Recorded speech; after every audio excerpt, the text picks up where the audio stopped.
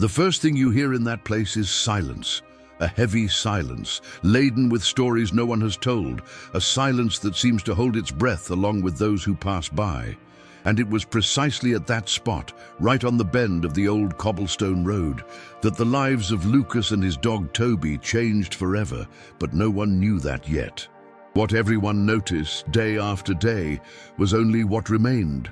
A dog who didn't understand why his love had stopped there, while the world continued moving forward as if nothing had happened.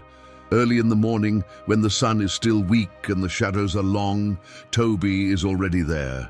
He always chooses the same spot, the broken step at the bus stop, the one where Lucas used to sit with him before going to work. And to those who see him from afar, he just looks like a dog, waiting for someone who is late. But those who get closer realize what is really happening. Toby's gaze is not just sad, it's a searching gaze. His sense of smell touches the air, as if each breeze could bring back the familiar scent, the scent that meant home, safety, and love. Toby doesn't bark, he doesn't run, he just watches. His tail doesn't wag, it drags on the ground, as if even joy has given up on appearing. His fur, once shiny, now shows signs of time in the street. Dust, dried rain, marks of sleepless nights. And yet, every day, the ritual repeats itself. And it's impossible not to wonder how such a small heart can carry such a great longing. Many residents have grown accustomed to the scene. Some pass by and leave a piece of bread, others reach out to pet his head. But Toby only accepts it when he feels that the touch doesn't threaten the memory he holds. The memory of Lucas. The bond that no one saw being created, but that everyone can feel in that instant. It's as if the dog is trapped in a moment he doesn't know has ended. And here comes a part of the story that few realize. Toby's sadness is not just waiting. It's a silent search for answers. It's a love that doesn't understand goodbyes. And perhaps that's why his presence there has such an impact. When someone passes by and tries to call out to him, Toby urgently raises his head, his eyes shining for a second, that cruel second where hope thinks it can overcome reality. But soon, realizing it's not Lucas, he lies back down, his chest pressed against the cold ground, as if trying to hear with his heart what his ears can no longer find. Every day, the same path. Every day, the same unanswered question. Every day, the same loyalty that hurts just to look at. And so, repeating this silent routine, Toby transformed that forgotten corner of the city into a living memorial of love and absence. Unintentionally, he made even those who never knew Lucas feel a pang in their chest upon seeing him there. And then comes that phrase that no one dares to say aloud, but which echoes in everyone's mind. That's where their love stopped, but his love didn't know it. But what really happened that day? What made Toby return to the same place so many times? And how far was that little heart willing to go to keep alive the last memory of its owner? The answer to that begins to take shape when we discover what happened in the following days. And that's when Toby's true story begins to unfold.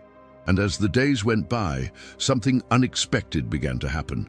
People who had never stopped to observe anything in the rush of daily life began to slow down. Some stood there a few meters away, just watching Toby, trying to understand how a dog could carry in his eyes such a profound truth that many humans pretend not to see. The strength of a love that doesn't give up, even when life tries to take away everything it has. And perhaps that's why, while you're here following this story, I need to ask you something important. Because stories like Toby's aren't just sad stories, they're mirrors.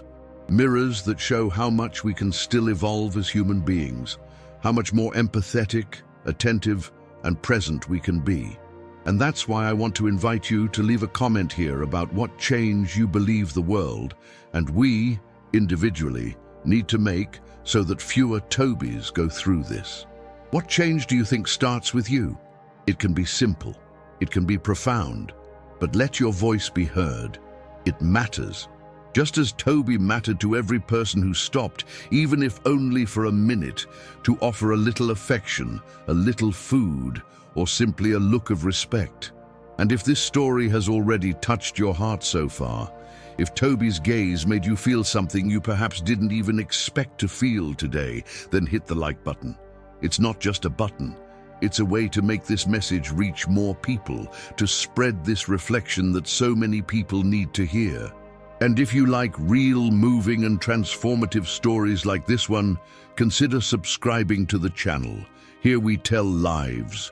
Here we tell truths. Here we give a voice to those who no one listens to, because what's going to happen to Toby now is something that deserves to be followed closely, and you won't want to miss the next moment of this journey. The days following that silent routine brought no answers for Toby. They only brought more time. And time, for a dog who lives waiting, heals nothing. It only deepens the emptiness.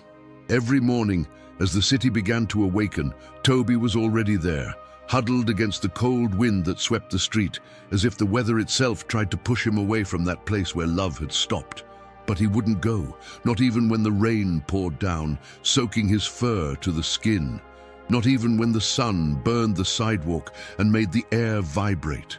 Not even when hunger throbbed in his stomach. Toby remained, as if each drop, each heat, each tremor was just another test he was willing to face to continue honoring Lucas's memory. And it was in this almost sacred repetition that the residents began to notice. Mrs. Marlene, who passed by there every afternoon returning from work, was the first to approach with a piece of bread. She said nothing. She simply extended her hand carefully, hoping that Toby would understand that there was no danger. He sniffed it, hesitated, and accepted it. But as soon as he finished, he looked back in the same direction, as if he were still waiting for someone to appear around the bend in the road. Marlene left there crying, and this was repeated with many others. Gradually, Toby's presence became part of the landscape itself. The newspaper delivery man always left a little bit of his lunchbox. The teenager passing by on his bicycle slowed down to observe that gaze that seemed to carry more stories than any adult there.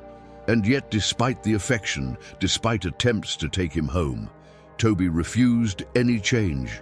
Several people tried to open their hearts and open their doors to him, but Toby always escaped, not out of malice, not out of fear, but because something inside him seemed to whisper that he couldn't leave, that he needed to be there, on that piece of ground that held the last memory of Lucas.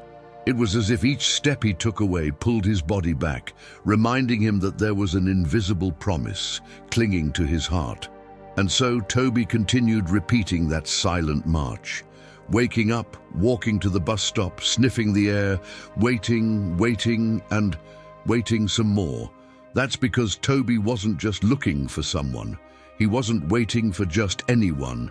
He was waiting for the one and only someone. As the weeks passed, his body began to feel the weight of this devotion. His bones became more visible, his movements slower. Sometimes he trembled. It wasn't clear if from cold, hunger, or longing. But even weakened, with his tail almost dragging and his paws firm by pure instinct, Toby kept his eyes fixed in the direction where Lucas usually appeared. It was always the same spot, the same reflection in his pupil, the same silent hope that made him raise his head every time someone approached. And when he realized it wasn't who he expected, he would simply lower his head again, take a deep breath, and continue there, living each minute as if it were another step towards a reunion that perhaps only he believed could still happen. And before we move on to the next chapter of this true story, I want you to help me understand something. How do you feel when you see loyalty like this? Leave words like strength, loyalty, hope, or even the phrase, "he waited for the one and only" in the comments, so we can show together how deeply stories like Toby's still touch our hearts. As the residents began to notice that Toby was growing weaker, a silent concern filled the street. It was no longer just the dog waiting. It was the story unfolding before them, a story that seemed to cry out for help even without making a sound. Toby staggered at times, as if each step was heavier than the last. His breathing became short on hot days, and on rainy days he trembled, as if the cold were trying to steal what little strength remained. Yet none of these things, not hunger, not weather, not exhaustion, were enough to erase the memory of Lucas from his mind.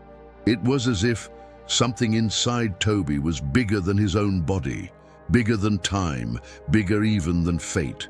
Something that insisted on keeping him there, at that point where their love had stopped. And then, on a morning grayer than usual, a decision had to be made. Mrs. Marlene, the same one who always left a piece of bread, appeared accompanied by a young man from the local animal rescue service.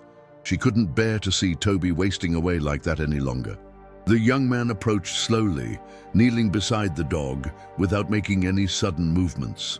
Toby raised his head, and in that fraction of a second it seemed possible that he might have mistaken the man for Lucas, because his eyes shone in the same way they always did whenever hope tried to resurface.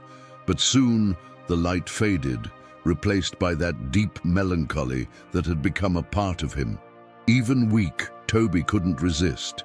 Perhaps because, deep down, he knew he needed help. Perhaps because his body no longer had the strength to fight. Or perhaps because, in some inexplicable way, he realized that this gesture wasn't trying to take him away from Lucas, but only to take him away from the pain. He was placed on a soft blanket and taken to the nearest shelter.